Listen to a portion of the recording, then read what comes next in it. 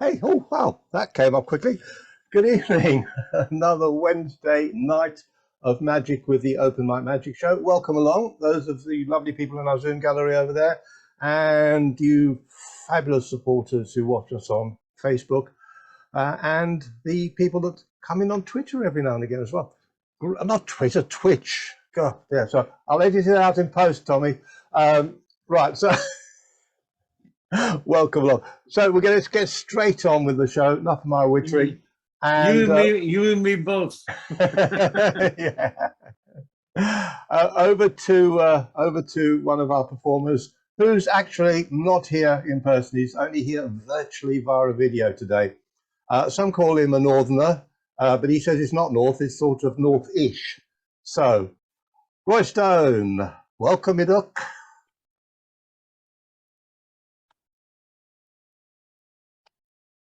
Hi, I'd like to tell you a story. It's a story of the red-backed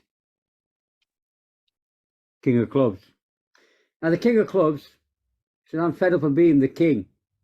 I'd like to be somebody else, just for one day. So he called his court magicians and he said, could you change me into somebody else, just for one day? So they said, yes, sire, we could. If you give us half of your kingdom, we'll change you to somebody else for one day only. So he gave them half of his kingdom, and the next day he was no longer the king, he was now a jack for one day. So people said to him, well, why did you become the Jack of Diamonds? Why didn't you become a different Jack? For example, why didn't you become, say, the Jack of Spades? He said, oh no, I ate spades. I absolutely ate spades. And that's the story of the changing Red King. Thank you. I hope you enjoyed that little story. Well, some people say that I never performed to a live, appreciative audience. So here's a video to prove that I do. I'm going to make your card disappear. Ready? Watch. Watch. Just a watch. Where's it gone? Where's the card gone?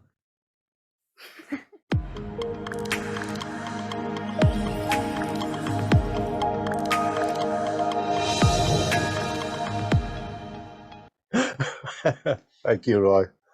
Right, so yes, so we now know that he has at least one fan, and he's probably watching on Facebook at the moment. From Northish in the UK, over the Atlantic, to the US of A, and to a fantastic performer who we're honoured to have here tonight, was he's just brilliant. Over to Dr. Michael Likey. All right, what a great honor to be here. I'm actually from Canada. The west coast of Canada is where I'm residing, not the US. However, it's still an honor, regardless, to be here today, actually live. So we're going to try an experiment. I've brought along some glasses in case this doesn't work out. And, oh, they're empty. Regardless, I'm going to need an assistant for this in a moment. And one of the things I love about this is there's no escaping from this effect. In other words, well, it'll either fail or work really, really well. I'm going to remove a number of cards from the envelope. And I think, I don't usually use the two glasses, but I think I will relock the little envelope. Let's see if it stays or not. Now it will. And I would love to get someone to help. I believe there's about 12 or 13 cards. I'd like to help select a card. Should I pick? Or will you volunteer? Yeah, pick somebody, Michael. Pick somebody. Yeah. All right, we'll go with Isabelle. Isabelle, are you there? Oui. There we go. Ça va bien? Ça va bien, toi? Ah, bon. So, ordinarily, if I was doing this in the eastern part of Canada, I would do it in a bilingual kind of way in French and English. So it's kind of neat having you from my homeland, my home country, if you will, from Quebec, I believe. So, as I said, I have a number of cards. They're all holy cards in that they all have a hole punched through them. And Yeah. that's true. And I think now it's hard to get you to select a card literally. So I'm going to ask you perhaps to select a number between 1 and 12 or 13, preferably around halfway, and I'll try to cut as many cards as you suggest. So, how many cards should I cut to, Isabel? I'll go with 5. 5? Oui. 1, 2, 3, 4, 5. So you selected that yourself. If you were here in person or live rather, you would cut off a certain amount. Now, what's very crucial with this experiment or this effect is gesturing. And I remember performing a lot in the 70s and 80s, and those magical gestures always seemed to get the job done. Whether that's true or not, I don't know, but we're going to find out in a minute. Let's have a look. Well, I won't look, but you out there will have a look at the card that you cut to. And just a yes or a no, can you all see the card? Yes. Okay, excellent. We'll bury it somewhere into the middle of the cards, into the pack. Now it's gesturing time. So let's do this. Everyone pick your favorite gesture. Ooh. It's done. Now, at this point, I truly have no clue what your card was, but I'm going to deal every single card. That's a little bit hard to see. There we go. Every single card into the glass. And when we get to the card you selected, I'd like you to call stop when you see your card. You have not said stop. The card is not there. Apparently, it is not there. I wonder, remember this little envelope that was sitting here in full view the whole time? Let's have a look, see if it's so. There's only one card in here. What was the name of your card, Isabel? L'as de pique, the ace of spade. And believe it or not, Ooh. we've succeeded. I want to thank you, Isabel, and the rest of you as well for participating. Thank you. Thank you, Michael. Thank you. Terrific stuff. I've made myself a cue card. There we go, because I've done this before. So that's going to go on my wall above the camera. So next time I introduce you, I'll get it right. Thank you, Michael. Okay, so from Canada down to the USA. This time it is definitely USA because it's the state of Texas, which I'm sure, if I know my geography, is in the USA. To our good friend from the land of silk and flowers and everything magical. Welcome, Robina.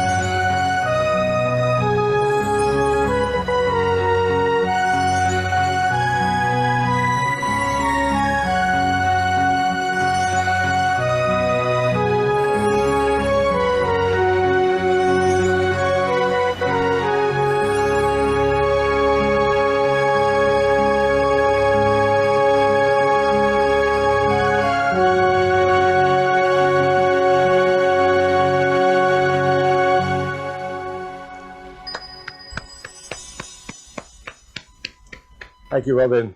Lovely as always. Oh, right. Just having a look at our gallery. We've got people from Australia, from the USA, from Canada, from Germany, from England, and our next performer from the mysterious Isle of Man. Come in, Michael. Michael Kelly. Thank you, Kevin. Now, before we begin, I must caution you, get your hankies ready, because what I'm going to give you today is the most depressing piece of magic in the world. Oh. Now, when I was young, I suppose about 7 or 8 years old, I used to love going to visit my grandmother. She used to let me watch all the television programs and movies that my parents wouldn't, and she spoiled me with sweets. She used to have those wonderful dark chocolates with the raspberry centers, all manner of sweets. And yet, when I was in her kitchen, I always used to see this box up on a high shelf where I couldn't reach it. And I wondered what must be in that box. What manner of sweeties must it contain if it was kept out of reach? And so I'd pester her. I'd ask her, "What's in the box, Granny? What's in the box?" And she'd always tell me, "Never you mind." You know how kids are. And I would pester and say, "What's in the box, Granny? Is it good, Granny? Can I have it, Granny?" And one day she snapped. She turned around and said, "You want to know what's in that box? I'll tell you what's in that box. Sadness. That's what's in that box. Sadness so bleak it would break your little heart in two if you were to know. Maybe one day, when you're older, I'll tell you." Now be quiet. Of course I wouldn't. Because curiosity was burning me up. And one day when she was out in her garden, I got a chair and I scrambled up on the kitchen counter and I was trying to reach it when I heard her coming in behind me. And she said, "You wouldn't be told, would you?" "All right, get it down. If you want to know what's in that box so much, take a look." So I did.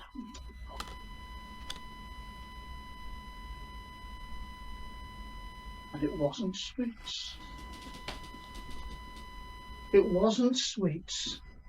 Inside the box, there were 3 cards. And there were all of these strange little wooden dolls' heads. And at first I thought they were all the same, but they weren't. They're all subtly different little expressions on them. And I said, What's this, Granny? What does it mean?" And she said, "I'll tell you what it means. You see, these cards tell a story. You see this one? This lady here, her name was Anna, and she was the most beautiful woman in the village. Everyone liked her, and she married Martin, who was the most handsome man in the village. What an idyllic life they had, except for one thing. They were unable to have children. No matter how they tried, 2 years, 3 years, 4 years passed without a child being born. And Anna became so distraught that she took desperate measures. One May Eve, she went to the old witching tree at the edge of the wood. And as midnight fell, there was a silvered path revealed through the forest, where cobwebs were glinting in the moonlight, and she followed it until finally she came to a tree which had windows and a door in it. It had been hollowed out as a home, and she knew she'd found the house of the old witch who lived in the woods. And she went inside, and the old woman said, "Hello, dearie, I've been waiting for you." She'd been expecting her. And she asked her to sit down and said, "What's troubling you, dear?" And she said, "My husband and I, we can't have children. Oh, it's a common problem. Well, I've helped lots of people have children. Would you like me to help you bear children? I want nothing more. And then it's done. So what do you mean it's done? Well, it was done before you even came through the door. I knew why you were coming here. When you go home, you'll fall pregnant. So, oh, what do I owe you? Oh, nothing, dear, nothing. Money's no good to me. I tell you what, if you really want to pay me back, you go, have your children, be happy with them, and then when the time's right, I'll come to see how you're getting on, and I'll ask you for something in payment. Anything, she said, anything you like, if you're telling me the truth. Oh, yes, she said. You'll have children, and you know, he said, how can you do this? Oh, that's easy, she said, through my master, the devil. But don't you worry about that, dear. You go and have your children. And she did. And after 9 months, she had 2 twin boys, John and Peter. There they are, playing in the sun. The years passed, and Anna kept putting a little money aside in case the old woman should come and visit. And when the twins were 5 years old and playing outside in the garden, there came a knock at the door one day. And she opened the door, and there was the old witch beaming all over her rosy cheeks. And Anna invited her in, and she said, oh, you work wonders. Just look at my 2 boys, how happy and healthy they are. And not just 1, but 2 twins. It was a miracle. I've been putting money aside all these years, and it's all yours. Oh, what would I do with money, she said. No, dear, if you remember, you said that when I came along, I could have anything at all that I wanted if I asked for it. Whatever you want, she said. Thank you, dear. I'll take the 2 boys. You said, what? Oh, you heard me. You've had them now. You've been happy with them for 5 years, so I'll take them along with me now. But you can't do that. Yes, I can, dear. You promised. And the promise will bind you. Well, I'll give you anything else, anything at all, but not that. I knew this was going to be difficult. I tell you what, I'll give you 1 more chance, but you'll have to play me for them. Who'd like to play a game with me? Could I have a volunteer, please? So who's going to put your hand up if somebody wants to? Oh, Andrew's got his hand up, Stu. Maybe Michael. Hello, Andrew. What I'm going to do, we're going to tip these 15 dolls' heads onto the table.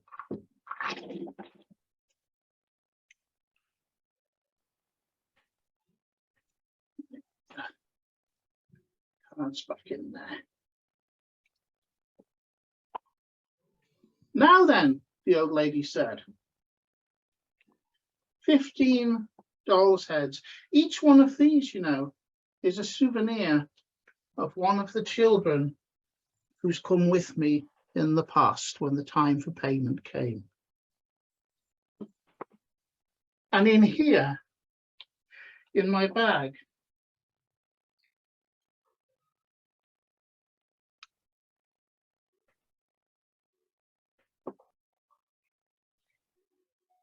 I have this little box, and inside it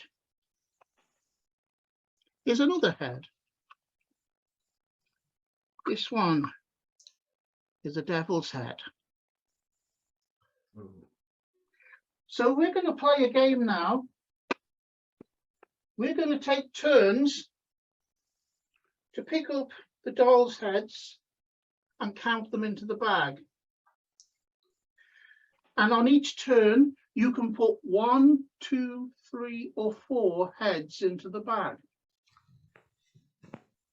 But the person who puts the last heads in the bag and leaves the devil's head for the other one wins. If you're left with the devil's head, you lose. And since you're the one with everything to lose, you can start. Would you like to put 1, 2, 3, or 4 in the bag for your turn? 4. 4. A bold beginning. 4 heads. 1, 2, 3, 4. I'll pop 1 in. I'll be more cautious. Your turn. How many? Just 1 this time. Well, this time it'll be my turn to speed it up. I'm going to put in 1, 2, 3, 4. How much would you like to put in this time? 3. You'll put in Oh. 1, 2, 3. Yeah. Well, I'm going to put in 2, dear. And that leaves you with the devil's head for your turn. Goodbye. And Anna could only watch as the old witch walked out of the house, and the 2 children, without a word, just fell into step, skipping along behind her.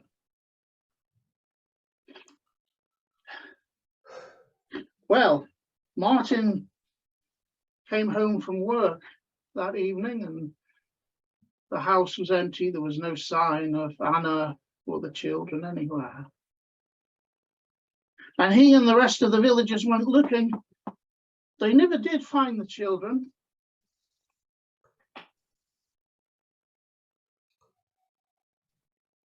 But they found Anna hanging from the old witching tree. Oh, yeah. And the 2 children no longer played beneath the sun, because they were with their new parent now. And I said, that was a horrible story, Granny. I didn't enjoy that very much. And she said, you did ask, I warned you. Now get those heads put back in that box. But I thought there'd be treats in there. I thought there'd be chocolate and things. But why do you keep these things, Granny? I mean, what's it all for? And she said, just never you mind. There are things which are for adults to know, and there are things which it's the place of children to know. And if you go meddling between those lines, well, you're going to get hurt, aren't you? I said, there's something wrong, Granny. And she said, what? What's wrong now? You got what you wanted. I said, but there's 17 heads in the box, Granny. There's the 3 rows of 5 that were there before, but there's 2 others. And she said, well, of course there are. I had to put John and Peter somewhere, didn't I? Didn't I, dear? Thank you, Kevin. Back to you.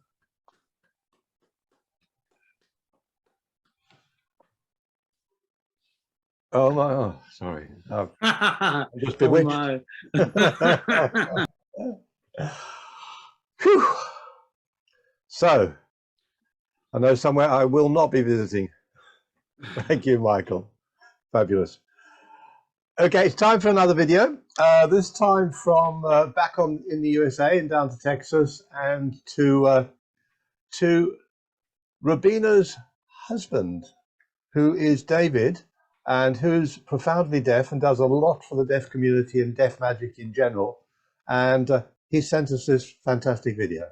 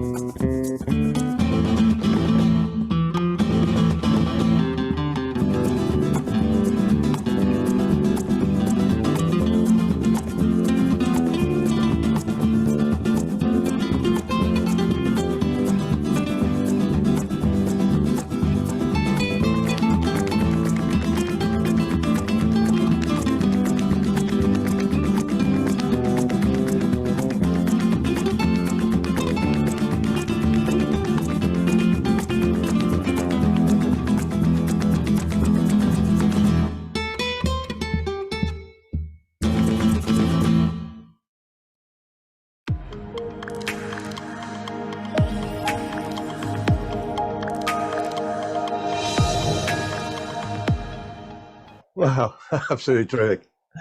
Thank you, David, for sending us that. Loved it, loved it, loved it. Right, staying in the USA and to a new friend of ours whose accent is almost as great as his magic, but his magic is fantastic. The elusive Leon Cowan. Come in, Leon. Hello, everyone from Texas once again. Hey, Robina, remind me never to ask your husband to give me a piercing, okay? I'm not going to go there. Hey, Kevin, I need a volunteer. They don't have to be on screen, but we need to have their voice, and I need to be able to hear them, okay? Okay, so put your hand up if you're going to give a hand to Leon. Let's just have a quick look out there. Paul Cooper is unmute yourself, Paul, and talk to Leon. Hi, can you hear me? Yes, I can hear you. Great. How are you doing, Paul? Fantastic, thank you. Well, good. I'm glad you're here tonight. I want to show you something that I think is pretty cool, okay? Of course, I still think real books are cool. I still think that Coke floats are cool. I think roller skating is cool. So what do I know, right? But this, I think you'll agree, is pretty cool. But we'll need to go down to the table, okay? Let's change the camera real quick here. There we go. That's pretty stinking cool. You don't look or sound like you're impressed. We'll see. This is actually a pretty cool thing. You have no idea how long it took me to find one of these. I know it looks like just a simple little purse frame, and it looks like the purse part is missing, but guess what? It's really there. It's just invisible. No, I promise you. And it was hard to find one of these because people think that they're worthless and they just throw them away. So they're pretty rare. But after several years, I found one. And it reminds me of Felix the Cat. There was a cartoon. I don't know if it was over in your area or not, but Yeah, we had Felix the cat. you remember he had the bag of tricks that he could Yep. pull stuff out of? That's the one. That's what this is. Let me just show you. Here we go. Just open that up, reach down inside, and look at there. We have a silver coin. It's actually a $50, US $50. But where are you located? UK in Britain. UK. Yeah. Okay. Well, let's just go back inside one more time. Open it up and reach inside. Ah, a coin from the UK. I hear that these are not used anymore. They've kind of outlived their usefulness, kind of like most of our politicians, right? So, And ours. so I want to check our lighting today. Make sure that things are clear. Okay, Paul. So, Sure. can you tell me, is this coin here? Is it copper Copper or based. silver? Yep. Copper coloured. Yep. Copper. Okay. Can Yep. you tell what this is? And Copper or that's the silver? silver coloured. Oh, okay. Good. So everything's clear. Absolutely. Yep. All right. I'll take and put them in my hands now. We're going to see how observant you were. Can you remember what copper or silver in this hand? The copper one. The copper in this hand? The silver one. You've done well. Good job. Now, Paul, I could cause these coins to transfer or transpose just by pushing them from one side to the other, but that's really not very magical, is it? No, not at all. Okay, so let's try a little bit of magic from the purse, like so. Now watch. With just a little shake, the hands do not come together. The coin has moved over here. The silver is here now. Copper here. Silver, copper. Let's do it again. Watch. Now the silver's here and copper here. I think that's pretty cool myself. Absolutely. So the coins, the copper one has transferred from this side over to this side magically.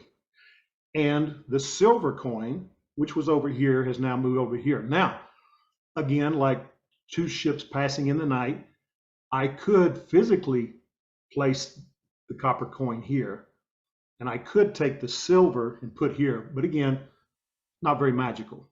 So we'll add a little magic dust and watch. Take the coins.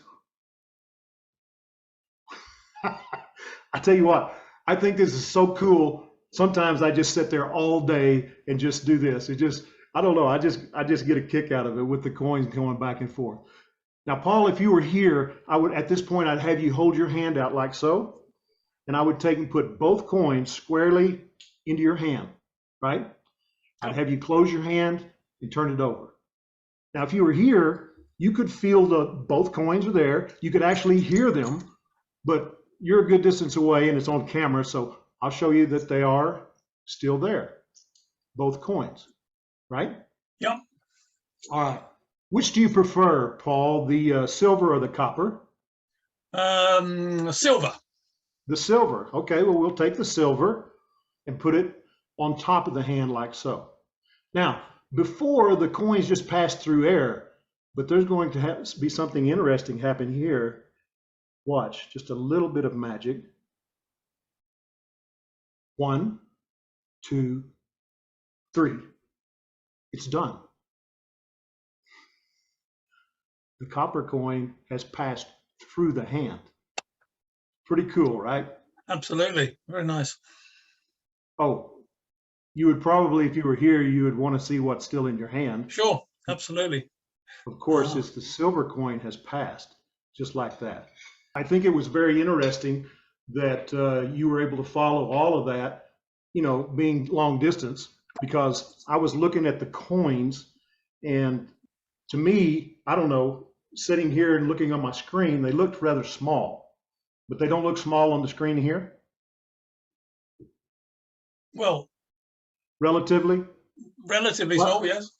Well, I was wondering, well, I mean, I can hold them up and they look a little clearer here, but I was thinking if I could take and put the two coins in my palm and put a little extra magic dust on there, like so, then when I toss the coins over, that they might be a little easier to see. What do you think? Yeah, fantastic. Excellent. And if I put the coins in my hand, now you can more readily see the difference, I believe, between the copper and the silver, I hope. Yes, definitely. Yeah. So anyways, I considered this before the show, but I have a problem. This purse that took me so long to find, I'm not sure that I'm going to be able to figure out how to get these coins back into this. So guess what? I'm going to have to search for a larger invisible purse. But I guess life without a quest is not really life. So Paul, thank you for your help. Thank you. Thank you. Fantastic. Actually, I'm just going to find, where is it? I think that deserves one of those. Bravo. Yeah. Yeah, terrific, Leon. Thank you ever so much. That was great. Okay, so from Texas, staying in the USA, to another good friend of ours who's not very well at the moment, so he can't perform live. So he said, use one of my videos. And I said, yeah, why not? The wonderful Alan Fisher.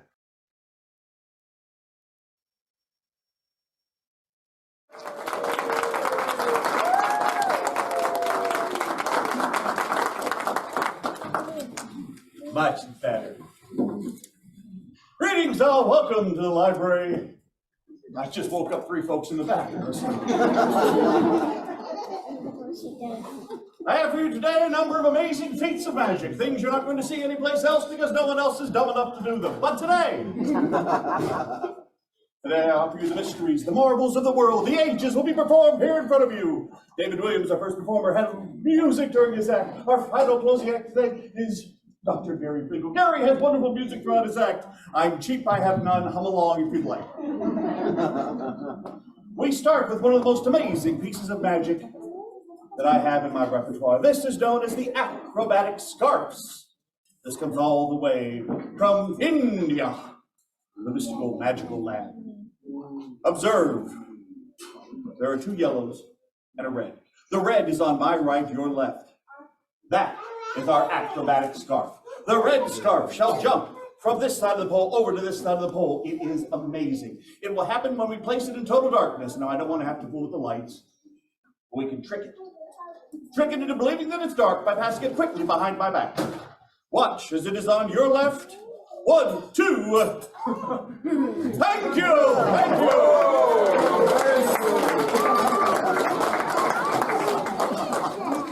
I saw wonderful applause and one little twerp in the corner going, ugh.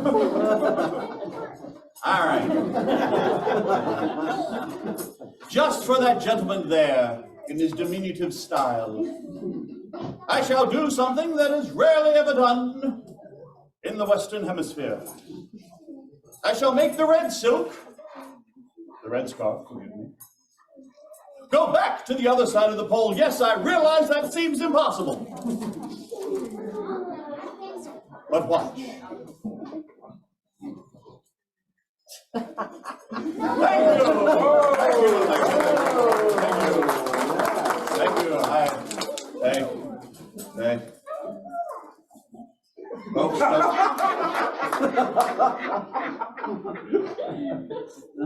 who invited him?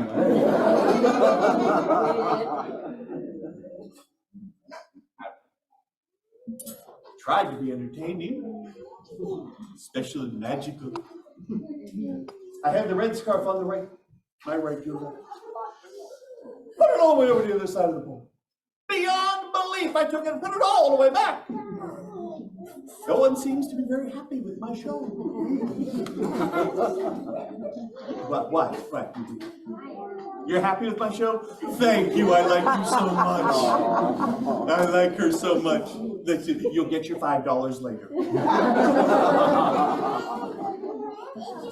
I have put it on the right. I put it on the left. I put it on the left. I put it on the right. What? You put it behind your back. It's working. I knew that. You're paying too close attention. Okay, I've had it up. What would please you folks? What would make you happy? In the middle.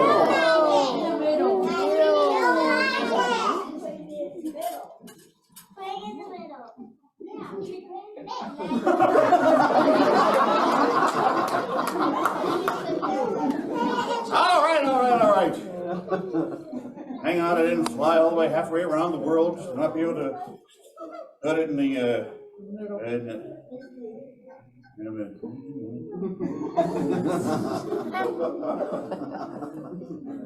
how the heck would it? Put it in the middle.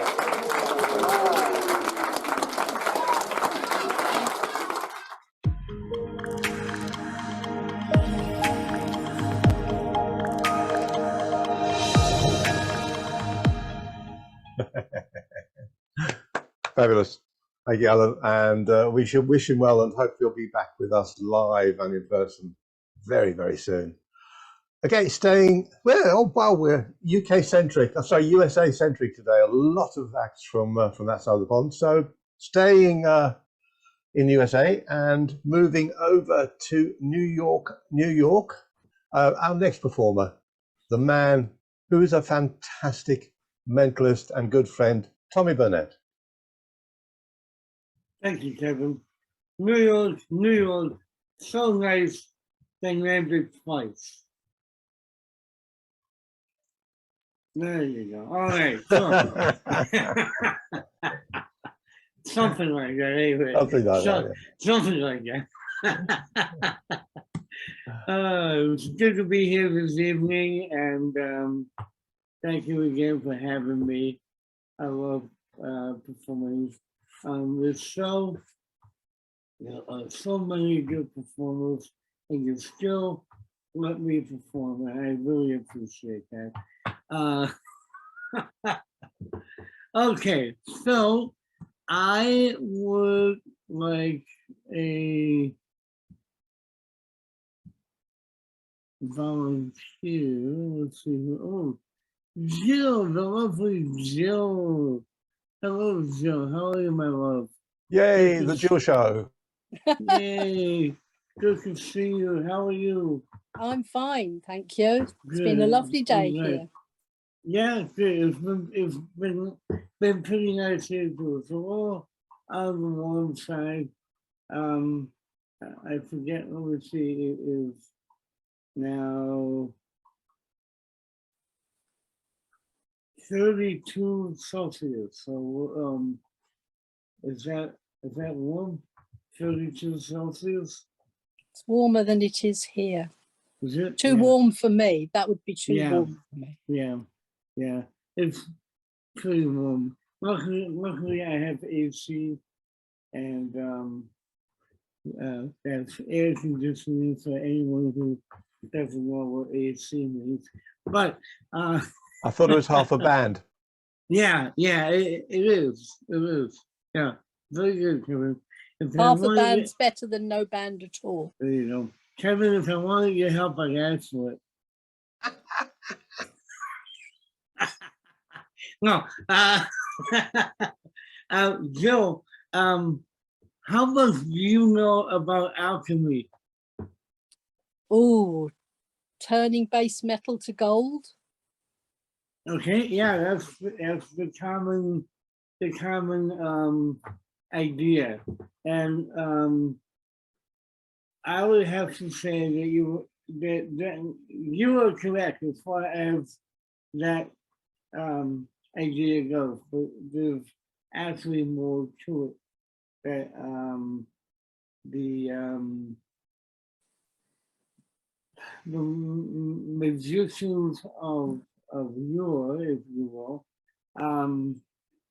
tended to keep secrets from the non-magicians, a lot in the same way that we do today, but I'm talking about like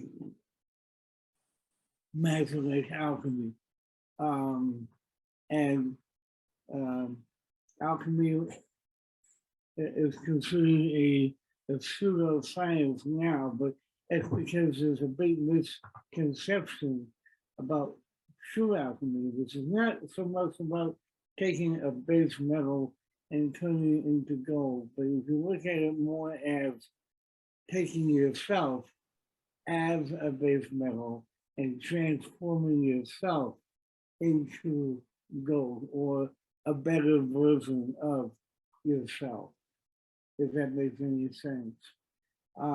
It was more of a spiritual idea, if you will. And today, I'd like to show you a type of alchemy using plants. These are cards that are based on some artwork from the early 1600s of different plant-based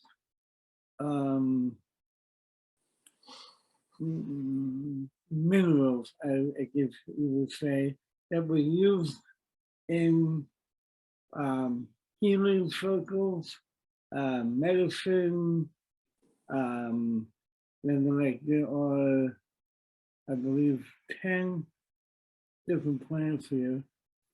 All of them are benign except for one. One of them is very poisonous. And at this point, I can't even tell which one it is. The best, okay, it's on the bottom. The best way to tell is that it has a skull and crossbones on it. Okay. Yes. Yeah. And Tropa belladonna. Yes. Yeah. Exactly. Yes. Generally, nightshade was used in World War II, I believe. Anyway, I'm not too sure about the. You might know more than I do, but I'm going to put this in the middle for now, and give these a bit of a mix. I really am mixing these up. I'm not doing one of those fake shuffles that some resistance use. I'm actually really shuffling these. And if you were here with me right now, you could do all the shuffling. So it's really does not have anything to do with me. Okay. And if you were here with me now, let me get rid of my picture here for a moment. Okay. If you were here with me right now, I would have you deal them into 4 piles. And there's this.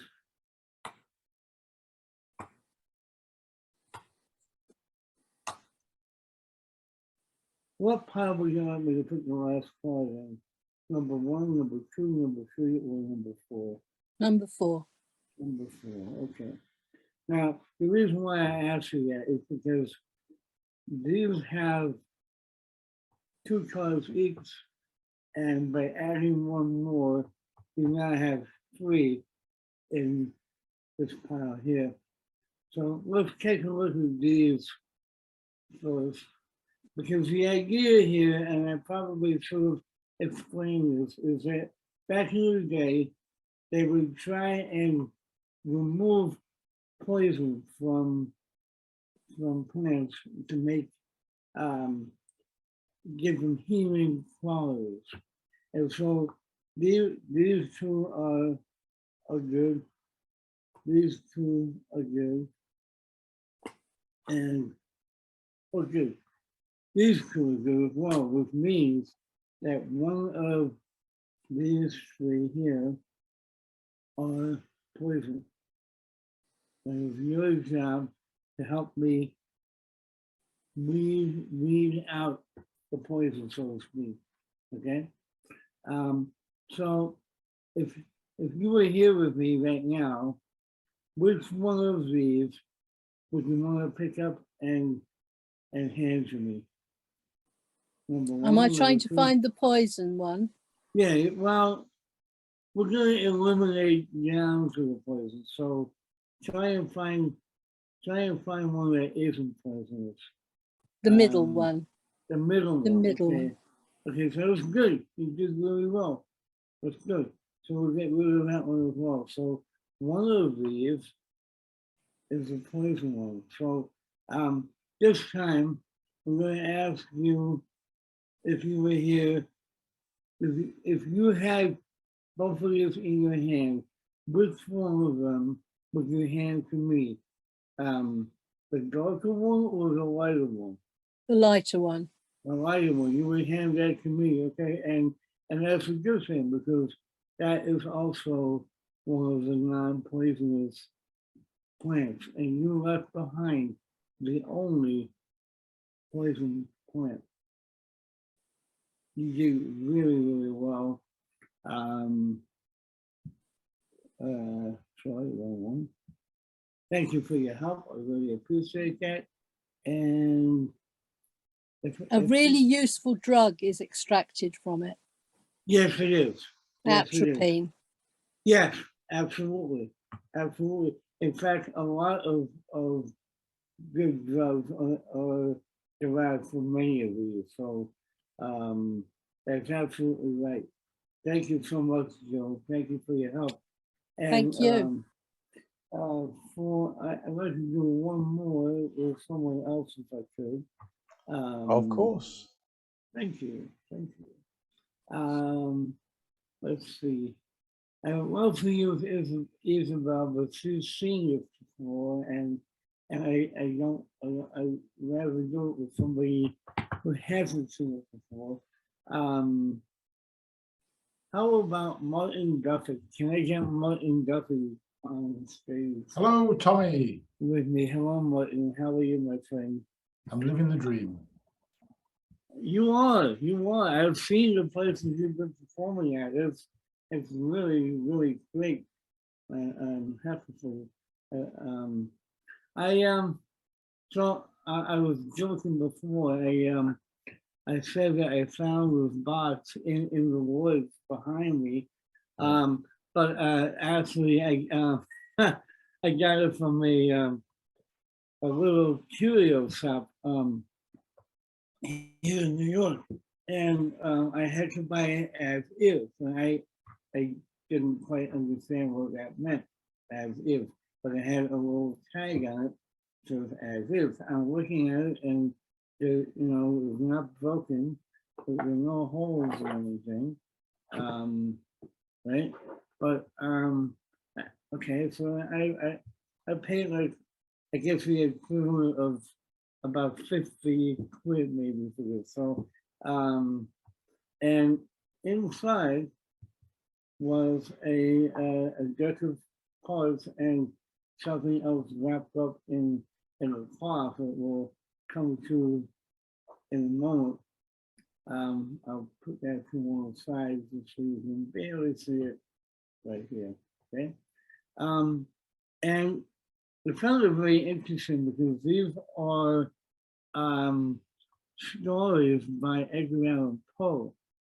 There's Annabelle Lee, is the premature burial, the pit and the pendulum, the telltale heart, the raven, the gold bug, which I had never heard of until I saw this, the mask of the Red Death, the oval portrait, and the black cat. I believe that's the last one, yeah. So if you were here with me now, you could actually mix these up and to actually see, I'll say with those faces, I really am mixing these up, right? So we're in no particular order. I'll take some from the middle, put it on the bottom, take some from the middle, put it on the top. So we really are being mixed up. And let me get rid of my beautiful face here for a moment. and a particular lady is out in a sort of a pattern here, and a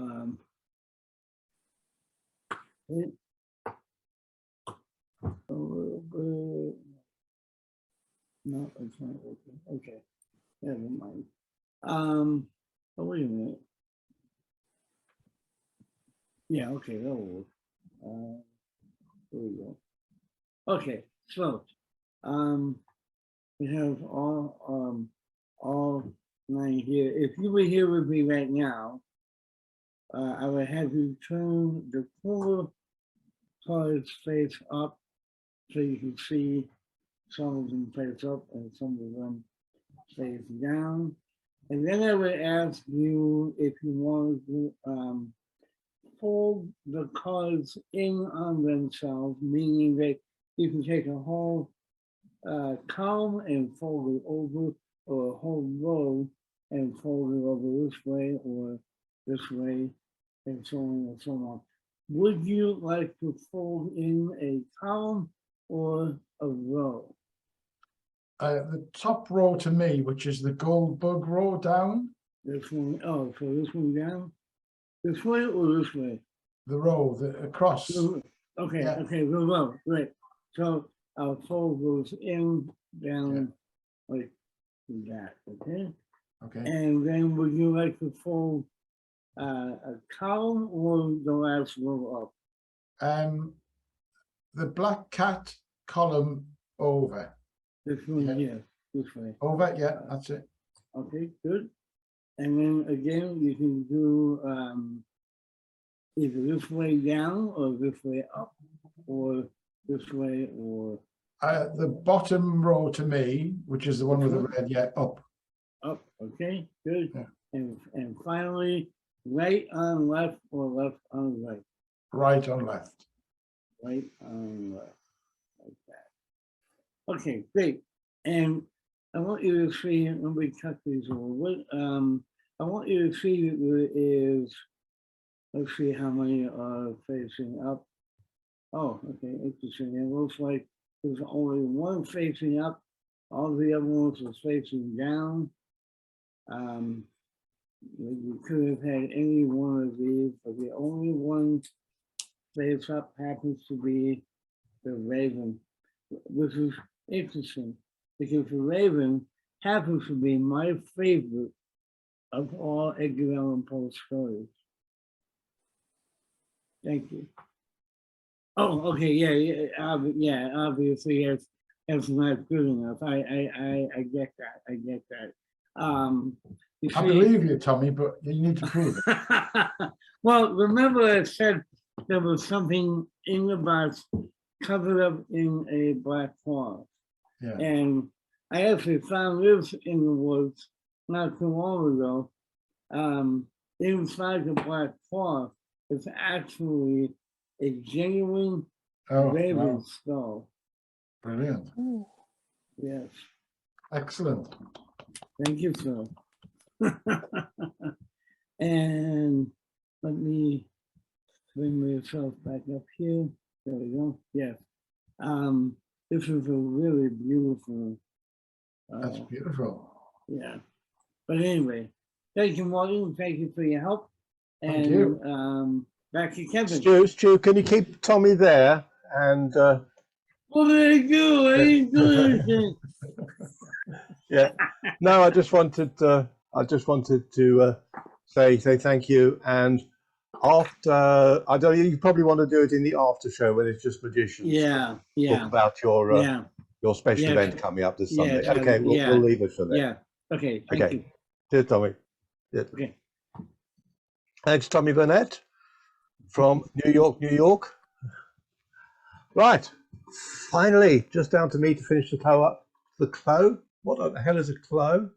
I think it's a show pronounced correctly with the wrong teeth in, something like that. Anyway, I'm going to get a helper now. Jill has just been helping, and so Isabel, do you want to help me? Help me close the show, Isabel. Absolutely. Fantastic. Yeah. Okay, so Isabel, you know, when people do card tricks, they take a pack of cards and it says taking them out of the box, make sure that all the cards come out of the box, because sometimes cards get stuck in the box, which is annoying. And they say, take a card, any card, and you already know how it's going to end, don't you? Pretty much. They're going to find the card, put it back in, and you know. So, shall we do something a little bit different? All right. Okay. Do it differently. I'm going to let you choose a card in the fairest possible way. We're just going to go through the deck. At some point in time, you will say, I want that one.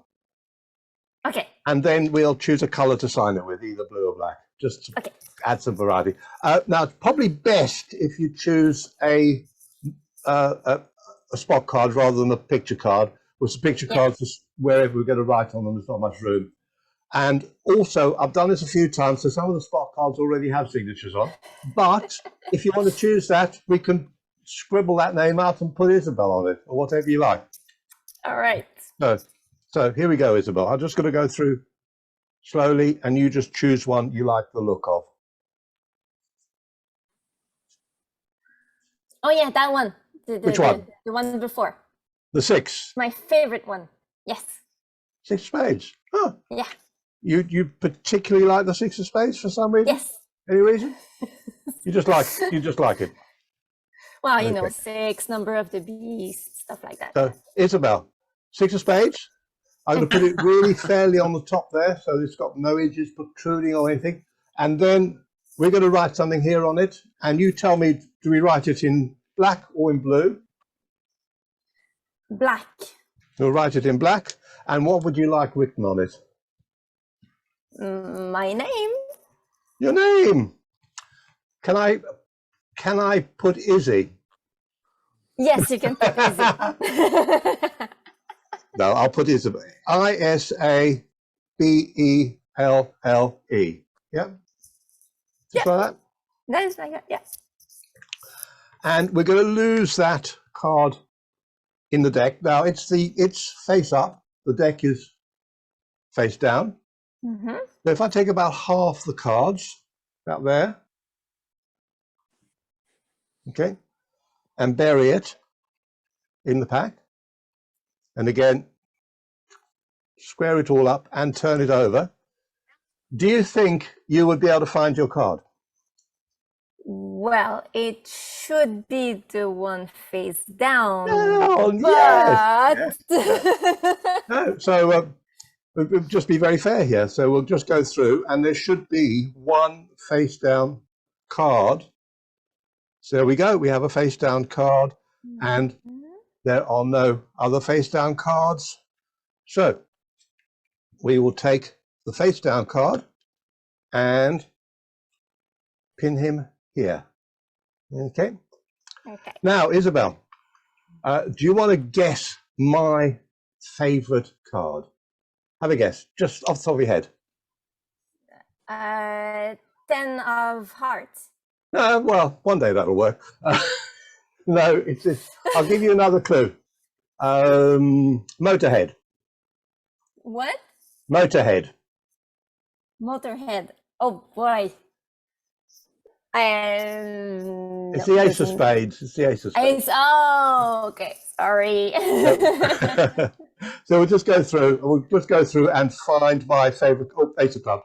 If you spot it before me, just say there's the. Oh, there it is. Yeah. So that's my favorite card, the Ace of Spades. I'm going to put that here. You can see on the other camera, so nothing goes out of shot. Yeah. I'm going to put that very fairly in my top pocket and just turn it round so it's in view all the time. Okay. So, Isabel, when people are here, I actually try to make a physical connection between that and that by you touching that one and me touching this one. But in this situation, can you just mentally touch that card while I physically touch this card? So, Isabel, What did I put in my pocket? You put your favorite card, which is Which the was, Ace of Spades. so it couldn't possibly be your sign card. No, it couldn't possibly be my signed card. And over here, which was your sign card, is now my Ace of Spades. That's very, very good. Thank you, Isabel. Thanks very much. And that's about all we've got time for tonight. 9:15 here in the UK, assorted other times around the globe. And for flat earthers, I'm not sure how you calculate time, but never mind.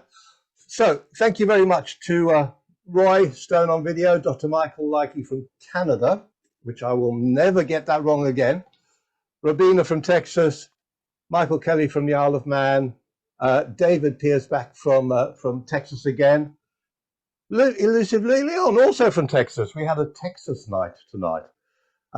Alan Fisher on video, Tommy Burnett just before me, and closing the night up myself. Good night to everybody out there. Hope you enjoyed yourselves, and we'll see you again next week.